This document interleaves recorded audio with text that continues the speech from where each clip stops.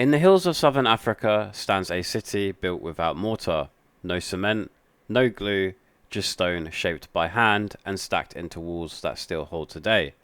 For a long time, outsiders said it could not be African work. They were wrong. This is Great Zimbabwe. The name comes from Shona, words often translated as houses of stone. It fits. The place is a maze of granite walls, passages, courtyards and towers. It sits near today's town of Masvingo, far inland on high ground with streams, grasslands and old granite outcrops all around. People lived here for centuries. At its height the city held thousands, maybe tens of thousands of people. When did it rise? Most of the building happened between about the 1100s and the 1400s. That is the Middle Ages, while cathedrals were going up in Europe and trade was booming on the Indian Ocean. The builders were ancestors of today's Shona people. They moved cattle, traded gold and ivory, and turned hard rock into home. The method is simple to explain and hard to do. Granite breaks into flat blocks if you heat and cool it and work the lines. The builders shaped those blocks by hand and stacked them in neat courses. No mortar. The weight of the stone and the careful fit keep the walls standing. Many walls are curved, which helps them resist pressure. Some walls climb higher than a house. Some run for long stretches before bending into turns and doorways. Great Zimbabwe is really three main zones. On the hill is the hill complex, the oldest part, with strong enclosures and caves held sacred by local tradition. In the valley below are the valley ruins, where most people lived, and between them lies the largest single work, the Great Enclosure, a massive oval of stone with a tall outer wall, an inner wall, and a narrow winding passage that circles inside like a stone ribbon. Inside that oval stands a solid cone-shaped tower. It has no doorway, you cannot enter it, it is not a room, so why build it? One idea links the tower to food and power. In this region, tall clay granaries store grain. The tower looks like a granary made of stone. It may have been a symbol of wealth and good harvest, an image of plenty that also says, we can command labour to raise this. Another idea is more direct. It was a stage prop for ceremony, a marker people could see from below, a sign of the person or group in charge. We don't have a written caption that tells us. What we have is the shape, the setting, and the way people in this culture used symbols. Life here was not cut off from the world. Far from it. Archaeologists have found glass beads, copper items, iron tools, and fragments of Chinese porcelain in the ruins along with Persian-style ceramics. Those pieces came by trade. Great Zimbabwe sat on routes that carried gold and ivory from the interior to the coast. From there, Swahili merchants sailed from north and east across the Indian Ocean to Arabia, India and China. Goods flowed back the other way. Cloth, beads, porcelain, brass. A landlocked city joined the sea through trade partners and river paths. You can hold a broken blue and white bowl in your hand here and know that a ship on the far side of Africa helped set that table. If you stand close to the walls, you see the craft. Each block is trimmed to sit well on the one below. The rows run level, the curves are smooth.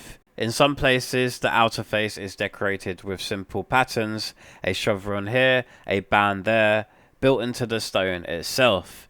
The look is calm and exact. It says, we had time, we had skill, we cared how this would appear. Great Zimbabwe was a living city, not just a monument. People farmed, they kept cattle, which were a major measure of wealth. They smelted iron for tools, they worked gold for trade. They held ceremonies in place that felt right for sound and sight. They made art. The most famous pieces are the soapstone birds, carved figures of birds on tall pedestals, some with human-like details. Those birds became a national symbol in modern Zimbabwe. You can see one on the country's flag and money. So why did the city decline? There is no single neat answer. A few forces likely worked together, trade routes shifted, new centres rose closer to the coast, droughts and overgrazing may have stressed the land. Politics change, people move, and by the 1500s the city was no longer the power it had been. Life did not end in the area, but the great building phase was over. Stone does not care, and the walls stayed. Now we need to talk about the story that grew around the walls. For a long time, colonial writers and officials said Great Zimbabwe could not be African built. They claimed the ruins were the work of outsiders. Phoenicians, Arabs, even the Queen of Sheba, anyone but the people who lived there. Those claims were wrong. They were also not neutral. They were used to deny the history and skill of African builders and to excuse foreign rule. Archaeology pushed back. In 1929, Gertrude Caton Thompson led a study here. She worked with trained assistants and local labourers, dug methodically and reached a clear conclusion. The site was built by a local Bantu-speaking culture. Later, scholars and new methods backed that up with better dates and wider context. The finds match the region, the style fits other Shona works, oral traditions align, the myths of foreign builders are history's own rubble now. What makes Great Zimbabwe truly special is not just height, length or age, it is the whole picture. A city in stone, made without mortar, built by people whose names we do not know, who joined local strength to global trade and turned raw rock into ordered space. It is urban design without written plans, but it reads like a plan when you walk it. Not all the past was kind to the site. Early treasure hunters robbed graves and tore into walls thinking they would find gold hidden inside. They hurt the record and the structure. Modern teams have worked to repair damage and to protect what is left. Today, Great Zimbabwe is a World Heritage Site. Visitors come to walk the walls, climb the hill, and see the city that gave the country its name. What can we say cleanly? Great Zimbabwe is a medieval African city built by ancestors of the Shona people. It grew between 1100s and 1400s and held thousands of residents. Its walls are dry stone, shaped and stacked without mortar.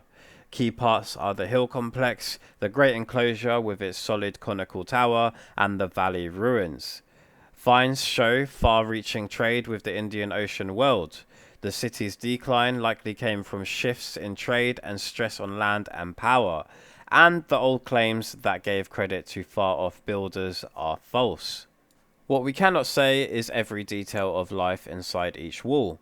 Who slept where, what every mark meant, how each ceremony sounded, but we can stand in the paths and know this.